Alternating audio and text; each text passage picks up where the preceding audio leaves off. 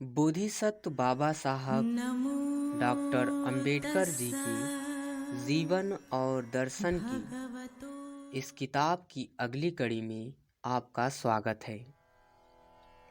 इस ऑडियो के माध्यम से हम समस्त बहुजन समाज को बाबा साहब के संघर्ष और कुर्बानियों से रूबरू कराने की एक छोटी सी पहल है।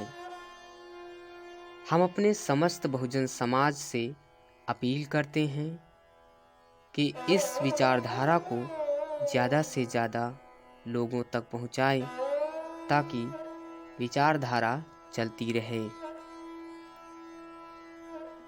अब हम इसी कड़ी में आगे बढ़ते हैं। अस्पृश्यता की प्रथा हिंदू समाज में कब और कैसे प्रचलित हुई, यह एक मतभेद का विषय है, परंतु इसमें कोई संदेह नहीं कि अस्पृश्यता जाति भेद की और जाति भेद वर्णभेद की उपज है।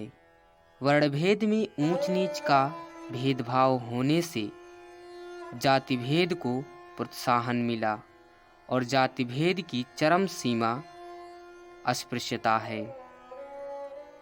अस्पृश्यता का जनक जाति भेद है और जाति भेद की जननी वर्ण व्यवस्था है। इस दृष्टि से वर्ण व्यवस्था अस्पृश्यता की दादी है। हिंदू समाज के धार्मिक क्षेत्र में वेद और गीता के आधार पर यह माना जाता है कि वर्ण व्यवस्था ईश्वरकृत है। इसी कल्पना के फलस्वरूप हिंदू समाज का रूढ़िचुस्त वर्ग अस्पृश्यता को हिंदू धर्म का अभिन्न अंग मानता है।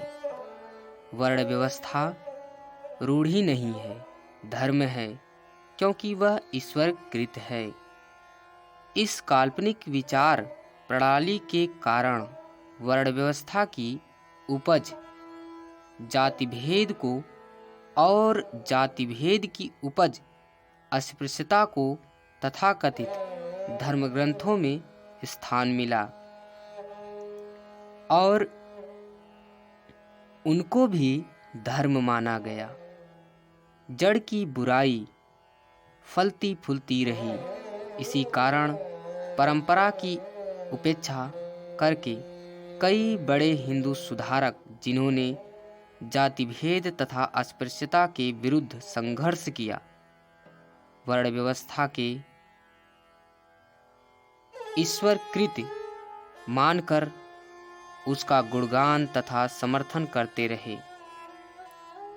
इससे समाज सुधारक की प्रगति में बड़ी बाधा पहुंची और दूसरे यह कि सुधारक वर्ण व्यवस्था के प्रतिमोह के कारण अछूत समाज को संतुष्ट ना कर सके।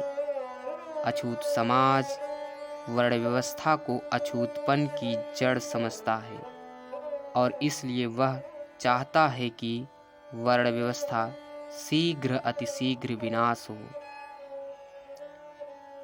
ऐसी अवस्था में इस प्रश्न पर विचार करना आवश्यक प्रतीत होता है कि क्या वर्ण व्यवस्था ईश्वरकृत है?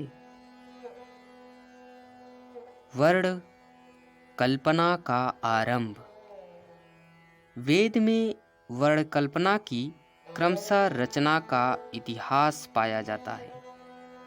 आरंभ में आर्यों में केवल एक ही वर्ग था। आर्यों में जातिगत या वर्णगत कोई भेद नहीं था। आर्यों ने अनार्यों पर विजय प्राप्त की और वे अनार्यों के संपर्क में आए।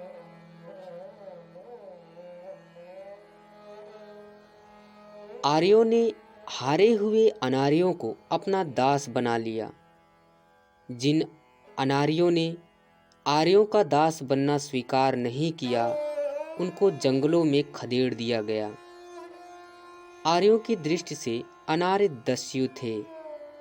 आर्यों से भिन्न वर्ग को अर्थात अनार्यों को ऋग्वेद में विजानिहार्यन्य च दस्वः इस वचन के अनुसार दस्यु कहा गया। ऋग्वेद में आर्य और दस्यु इन दो वर्गों, वर्णों या जातियों का उल्लेख पाया जाता है। ध्यान रहे, दस्यु और दास इन दो शब्दों के अर्थ में भिन्नता होते हुए भी ये दोनों शब्द एक ही वर्ग, वर्ण या जाति के परिचायक हैं। वर्ण शब्द का अर्थ रंग है। आरंभ में आर्यों तथा अनार्यों के शरीर के रंग में थोड़ा भेद अर्थात अंतर था। इस रंग भेद अर्थात वर्ण भेद से प्रथम दो वर्ण हुए, आर्य और दास। जब ये दो वर्ण थे, वर्ण शब्द सार्थक था। चातुर्य में वर्ण अर्थात रंग को कोई महत्व नहीं दिया गया। रंग के आधार पर वर्ण व्यवस्था का वर्णन कोई धर्म ग्रंथ नहीं करता।